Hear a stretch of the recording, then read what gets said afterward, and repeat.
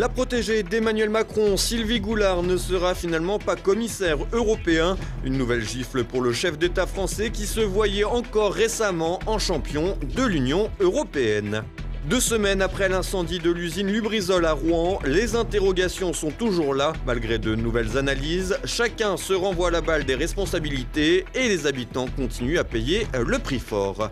Depuis le début du mois, l'Équateur s'embrase après la suppression des subventions sur les carburants. Sous l'impulsion des indigènes, les manifestations parfois violentes s'enchaînent à Quito, la capitale, forçant le président Lénine Moreno à délocaliser le gouvernement.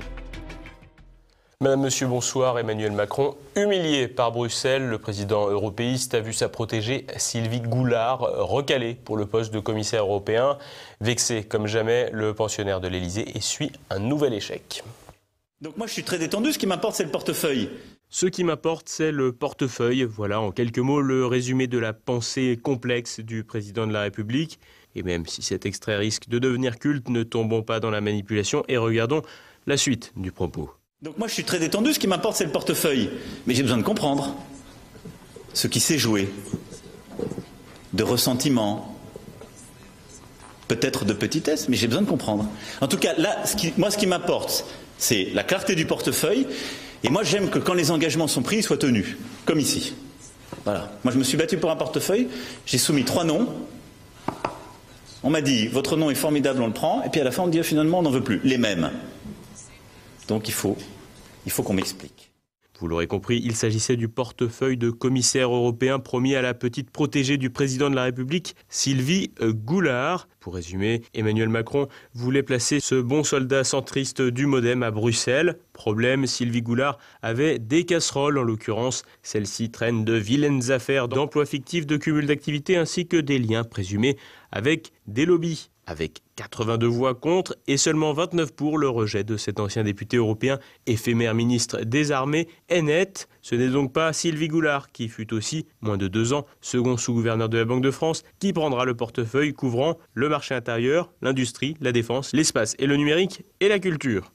En prenant le risque de présenter sa candidate controversée, Emmanuel Macron n'a pas seulement provoqué son propre échec, il a entraîné celui de la France qui se voit affaibli à Bruxelles. Concernant son obsession à nommer Sylvie Goulard, en dépit de ses antécédents, une explication pourrait venir d'intérêts communs. On pense notamment à Nicolas Berggren, lobbyiste états-unien qui, à en croire Wikileaks, rémunéra grassement Sylvie Goulard et en même temps finança la campagne Macron 2017. Le président français est à présent remonté comme un coucou contre la présidente de la Commission européenne, Ursula von der Leyen.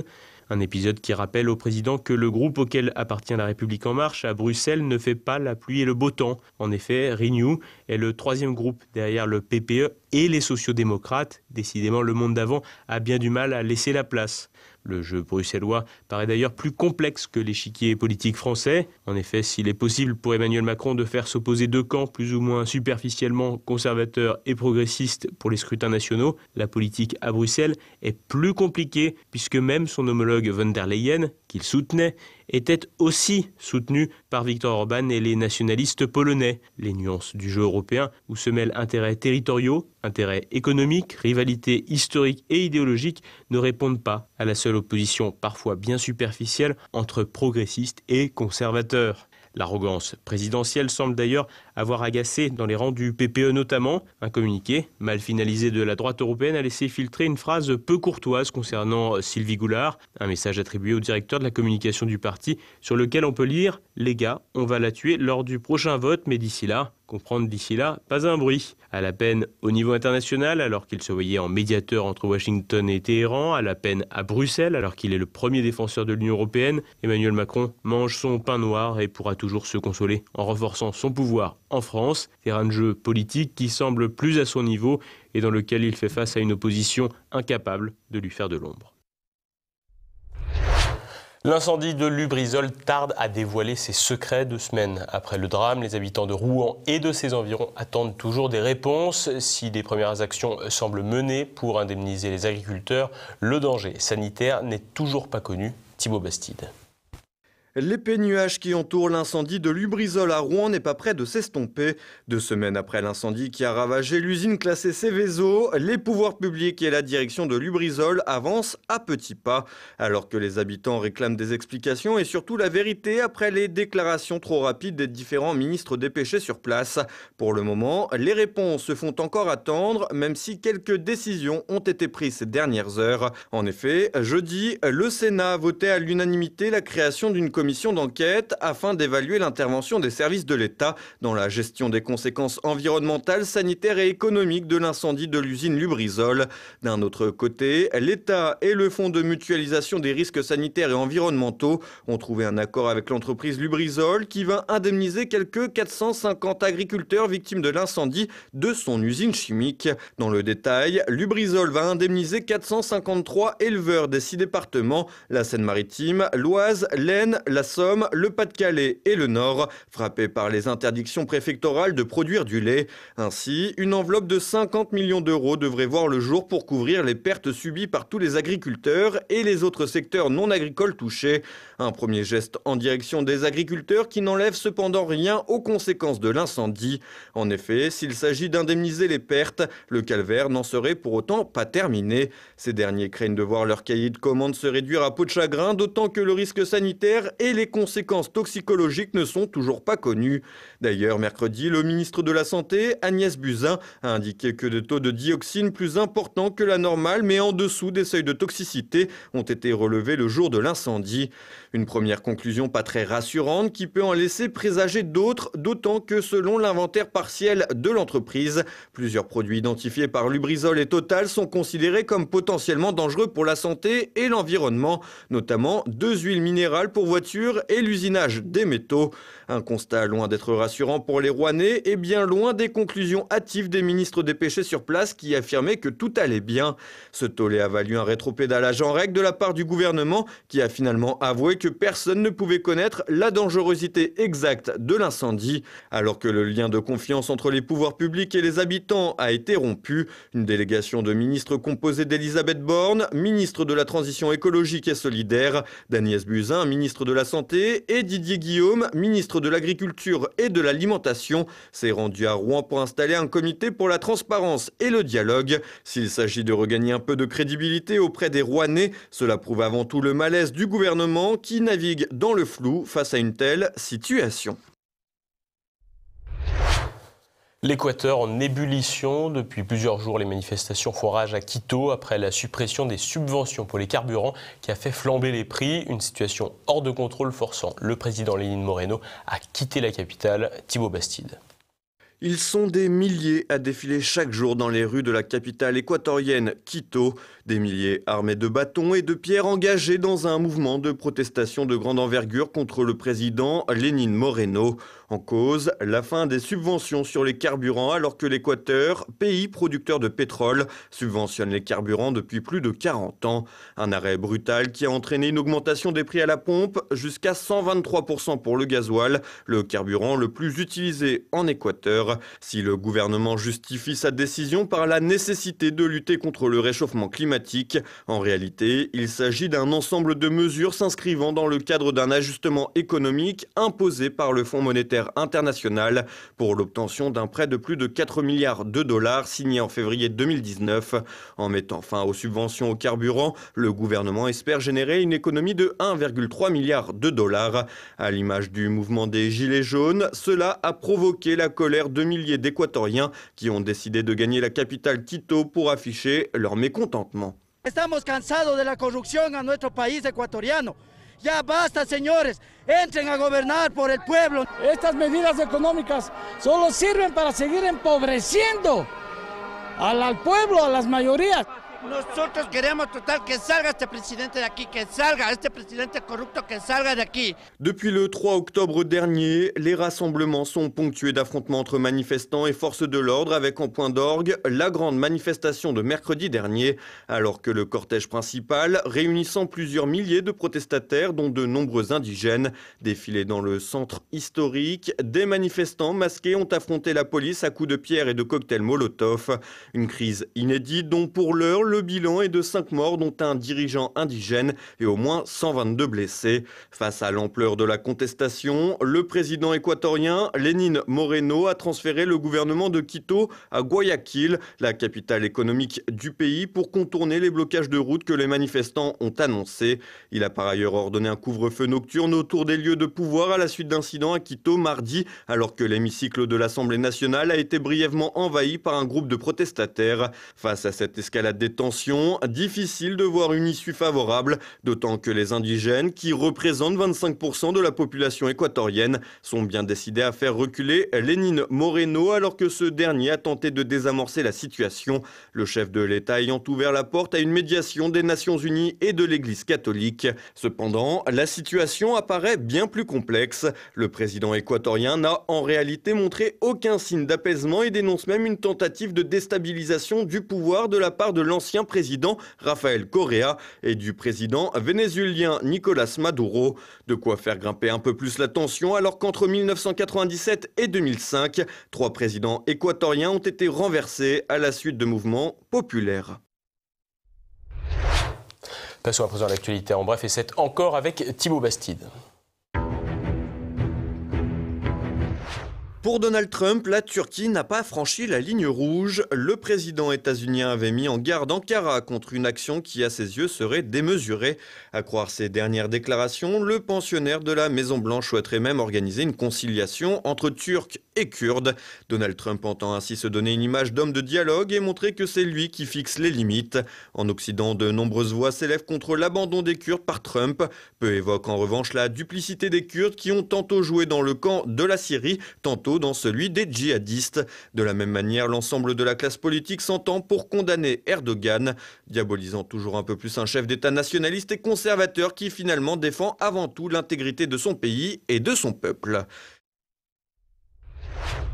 Emmanuel Macron, ou la générosité incarnée, jeudi à l'occasion du 2e jour de la conférence du Fonds mondial de lutte contre le sida, un sujet qui tient à cœur au président, à la tuberculose et au paludisme. Le pensionnaire de l'Élysée a assuré une augmentation de 15% de sa contribution sur 3 ans à ce fonds mondial. Alors que la contribution actuelle de la France s'élève à un peu plus d'1 milliard de dollars en 3 ans, un nouveau cap a donc été passé. Emmanuel Macron est même allé jusqu'à dire qu'il ne laisserait personne sortir tant que l'objectif de 14 milliards de dollars ne serait pas atteint. Donc je peux vous dire aujourd'hui raisonnablement qu'on atteindra les 14 milliards, on a pris nos responsabilités, je sais qu'il y en a quelques-uns encore qui veulent faire plus dans les prochaines semaines, et donc on y est. Pour rappel, 75% des fonds sont affectés à l'Afrique, quand dans le même temps, le contribuable français continue à se serrer la ceinture.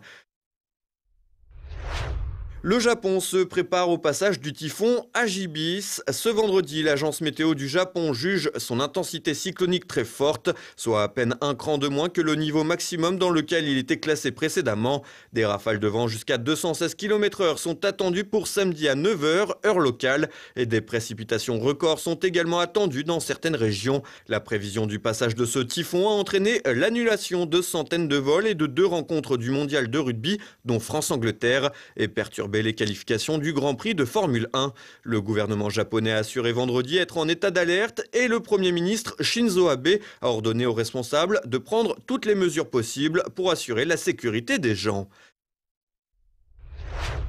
Les pionniers des exoplanètes récompensés par une moitié du prix Nobel de physique. Mardi, les Suisses Michel Mayor et Didier Queloz ont reçu la célèbre distinction pour la découverte en octobre 1995 de la première exoplanète en orbite autour d'une étoile sur la séquence principale. Depuis cette découverte historique, pas moins de 4118 exoplanètes ont été répertoriées dans la Voie lactée. En marge de la remise du prix, l'astronome Michel Mayor a été interrogé sur la possibilité que nous puissions un jour nous rendre sur l'une de ces exoplanètes, et son point de vue est très clair, c'est impossible avec les moyens actuels. Samedi et dimanche, Synthèse Nationale organise ses 13e journées annuelles. Pour la première fois, le rendez-vous se tiendra sur 2 jours à Rungis dans le Val-de-Marne. Au programme, meeting, colloques et concerts. Parmi les invités, Jean-Marie Le Pen présentera le tome 2 de ses mémoires. Le tarif est de 10 € pour les 2 jours.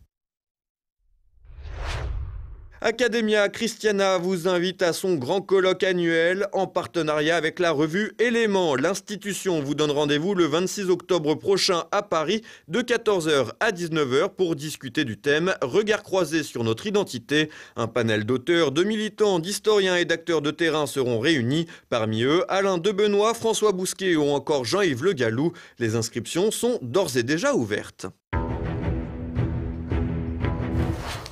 Et voilà, c'est bientôt la fin de cette édition. Comme chaque vendredi, vous pouvez vous procurer le quotidien présent de fin de semaine. À la une, les éoliennes. Et ce soir, retrouvez Bistro Liberté. Il faut bien distinguer la raison d'État du mensonge, ce qui est complètement distinct. La raison d'État, elle existe depuis que la politique existe. Richelieu l'a assumé. Churchill avait une belle phrase, il disait « La vérité est tellement précieuse qu'il faut la préserver par un rempart de mensonges ». C'était juste avant Fortitude, et je pense qu'il avait raison. Donc personne ne questionne le fait qu'un dirigeant a la raison d'État et peut dissimuler une partie de la vérité ou même mentir pour protéger des intérêts supérieurs et stratégiques. Nous sommes d'accord. Il n'y a absolument aucun point de débat là-dessus. C'est une chose que de préserver la raison d'État, c'est une autre chose que de sciemment organiser une petite musique qui ne permet plus au peuple souverain de se faire une idée précise des événements tels qu'ils se passent. Demain midi, retrouvez le Samedi politique. Élise Blaise reçoit le criminologue Xavier Hofer pour revenir sur l'attaque de la préfecture de police de Paris. On a entendu dire justement qu'une des victimes au moins avait été égorgée et non pas poignardée. Est-ce qu'on a la vérification de ce fait? Des gens qui ont des responsabilités dans la police me l'ont dit. C'est un mode d'action fréquent chez les islamistes. Le diagnostic de renseignement, c'est comme la médecine d'urgence. Si vous n'envisagez pas le pire, le patient crève. Si jamais c'est une taupe, il existe maintenant, là aussi, tout le monde le sait, il suffit d'avoir lu une revue spécialisée, des logiciels malveillants. Vous faites entrer un petit ver ou un petit cheval de Troie à l'intérieur d'un ordinateur, et puis de là, ça se promène. Et là, à l'heure actuelle, les services étrangers, ils disent vous êtes sûr que rien n'est en train de se promener à l'heure actuelle? Le pauvre Castaner, il plane. Les énarques qui entourent M. Macron s'en foutent. Pour eux, la défense nationale, etc., c'est des concepts un peu vagues, un peu flous. On en fait le minimum pour ne pas se faire cartonner en période électorale.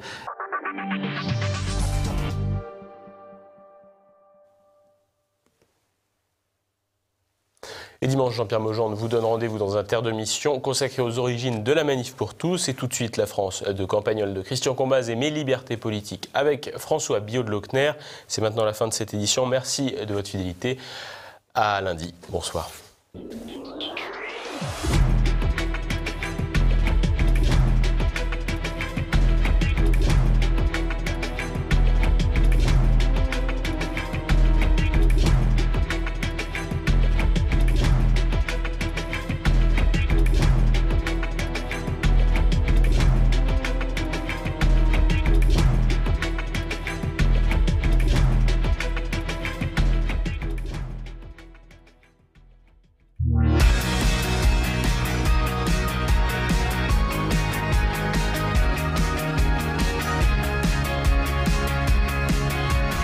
L'un des premiers personnages de cette chronique, l'ancien instituteur du village, a disparu depuis longtemps du village, mais c'est normal, il s'occupe de sa femme qui est malade et donc il est installé sur la côte où non seulement le climat est plus clément, mais où la belle-mère peut prendre de temps en temps le relais auprès de sa fille, ce qui lui permet à notre ami de remonter au village. Et c'est très remonté en effet qu'il est arrivé l'autre jour pour s'occuper de ses affaires, de son jardin qui avait poussé depuis 1 an et pour me tenir des discours ébouriffants pour un ancien socialiste. Son mécontentement à lui emprunte 2 axes faciles à comprendre pour un ancien instituteur. C'est quand tu vois ce qu'ils ont fait de l'éducation et de la langue, tu te rends compte que tu as passé ta vie à défendre des valeurs qui n'ont plus aucun cours. Et tu trouves quand même la pilule un peu amère. Par exemple, quand tu vois cette ânesse de Buzyn, là, la ministre de la Santé, qui dit les décisions sur lequel, et qui le dit 3 fois dans le même discours, donc c'est pas un lapsus, eh bien tu te demandes déjà, mais qu'est-ce qu'ils foutent à ce genre de poste, tous ces gens analphabètes? C'est comme Hollande qui envoyait autrefois ses vœux par Twitter à 20 millions de personnes à la fois, en écrivant, ou en faisant écrire, ce qui est pareil, « Français, vous aurez le dernier mot, aurez A-I-E-N-T ». mais le pompon, je te l'ai apporté, me dit-il, tiens, le voilà. Tu as parlé récemment de la Banque Postale. Alors eux, c'est vraiment des champions. Ils te disent carrément, on est la French Bank. Et puis ils te font un prospectus. Et en effet, il me tend ce truc à peine croyable que vous voyez derrière moi et qu'on trouve dans tous les bureaux de poste en ce moment. Alors je lui dis un peu désabusé, il y a encore mieux dans le genre d'émission française, c'est un loueur de voitures, Sixt, qui te montre deux décervelés de 24 ans qui louent un véhicule, un Ford, un truc à la Clint Eastwood, là, et l'un des types se met à hurler, avec enthousiasme évidemment, « Je suis un Américain, I am an American, I am an American », et quand tu regardes LCI par exemple, en matière de véhicules, 3 publicités sur 4 désormais sont en anglais, sous-titrées en français, c'est vraiment l'écœurement. Tu sais pourquoi, me dit-il? C'est à cause des nouveaux français, si tu vois ce que je veux dire. Le passé simple, l'accord du participe, tout ça c'est trop compliqué pour eux. Voltaire, Molière, pareil, fini, on les met directement, tous ces gens, au Kentucky Fried Chicken et à Disneyland, c'est plus simple. Je vous rappelle là que c'est un ancien socialiste pratiquement jospinien qui parle. Bon, là-dessus, nous sommes tombés d'accord assez vite, évidemment, mais il a rebondi sur un deuxième sujet d'écœurement qui heurtait beaucoup son socialisme d'instituteur, lequel avait presque disparu entre-temps, il était devenu pratiquement le péniste. C'est à propos de son sort de garde-malade de sa femme. Il m'a dit, quand j'entends les jeunes dire qu'on est des privilégiés, il faut voir que pour 2% de retraités qui circulent en camping-car jusqu'au Portugal et qui sont bronzés toute l'année, il y a tous les autres, dont je fais partie, qui sont cloués chez eux par la maladie de leurs conjoints, ou de leurs beaux-parents, ou de leurs parents, qui donnent de l'argent à leurs enfants qui ne s'en sortent pas. Alors les économistes à la mort moelleux qui viennent t'expliquer sur LCI à 18h30 que les retraités des 30 glorieuses sont des privilégiés, des profiteurs, qui s'en sortent plutôt bien, je les invite à venir profiter de la vie avec moi. La vérité, c'est qu'on est devenu aide-soignant, on passe notre temps à attendre à la pharmacie, chez le médecin, on fait les chauffeurs, les ambulanciers tout le temps, on fait aussi du soutien scolaire pour des gosses qui n'apprennent plus rien à l'école, on met de l'huile dans les rouages sociaux, sans ça le moteur aurait cassé depuis longtemps, et pour nous récompenser, qu'est-ce qu'on nous invite à faire? À mettre nos économies à la French Bank. Et le pire, c'est que tu peux même pas mettre le feu à cette French Bank, il n'y a plus de guichet. Abonnez-vous, merci.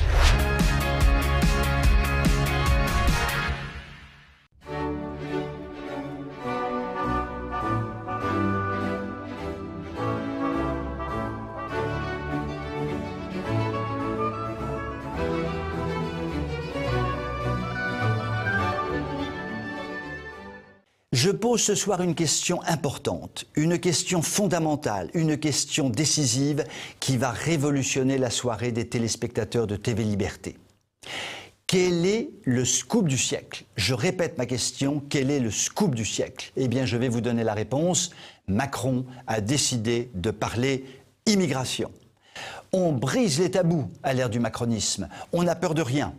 Et donc, Macronus Maximus se penche sur le problème puisqu'il a mis les pieds dans le plat dans une déclaration choc. Je le cite. « Les bourgeois n'ont pas de problème avec l'immigration, ils ne la croisent pas. Les classes populaires vivent avec. La gauche n'a pas voulu regarder ce problème pendant des décennies, les classes populaires ont donc migré vers l'extrême droite. » Fermez le banc. Inutile de dire que ça a fait tousser dans les chaumières de l'Ouest parisien. Pourtant, nous serions presque tentés de sourire à cette sortie. Nous aurions presque envie, mais rassurez-vous, ça ne va pas durer très longtemps, d'être d'accord là-dessus avec Macron. Ses électeurs, les bourgeois bobos mondialistes, ne voient pas forcément où est le problème de l'immigration parce que les kebabs n'ont pas encore envahi leur lieu d'habitat. Les kebabs, ça reste de la nourriture sympathique et exotique. À Auteuil, Neuilly, Passy, l'immigration que rencontrent ses habitants ne pose pas encore un problème dramatique. C'est pour cela d'ailleurs que le discours moralisateur de ses habitants sur le vivre ensemble joyeux peut apparaître horripilant, voire scandaleux à beaucoup. Cela dit, ne soyons pas dupes. Avec cette déclaration, Macronus Maximus se montre une nouvelle fois insupportable, et cela pour deux raisons. D'abord parce qu'il ment comme il respire. Il ose parler du problème de l'immigration alors qu'il ne cesse de raconter partout que l'immigration est une chance unique pour la France et qu'il faut ouvrir tout grand les frontières. Ce qu'il fait d'ailleurs, puisque nous allons accueillir cette année la modique somme de 400 à 500 000 immigrés légaux ou clandestins. Ainsi donc, Macronus Minimus pointe un problème, l'immigration, en accentuant considérablement le problème par sa politique d'immigration. Plus menteur que Macron, tu meurs. Ensuite, parce qu'il imagine, conséquence du premier point, qu'on ne peut pas habiter un beau quartier et considérer très sérieusement que l'immigration a des conséquences dramatiques pour notre pays. En gros, les gens aisés, qui n'ont pas d'immigrés dans leur rue, ne peuvent réfléchir sur l'immigration incontrôlée, ne peuvent être catastrophés par la vie insupportable que vivent les classes populaires confrontées directement au problème, ne peuvent être angoissés par ce que l'on appelle désormais communément le grand remplacement. En clair, ou plutôt en sombre, Macron ne peut même pas imaginer que des Français, riches ou pauvres, citadins ou campagnards, puissent aimer les uns comme les autres leur pays et leur culture. Il réduit tout à un problème de beaux quartiers et de portefeuille. Plus que jamais, il a montré par ses déclarations sur l'immigration, à l'opposé de l'action qu'il mène, que sa politique fondée sur le mensonge à répétition est une politique du vide absolu. Vous pouvez m'écrire si vous le voulez. À très bientôt.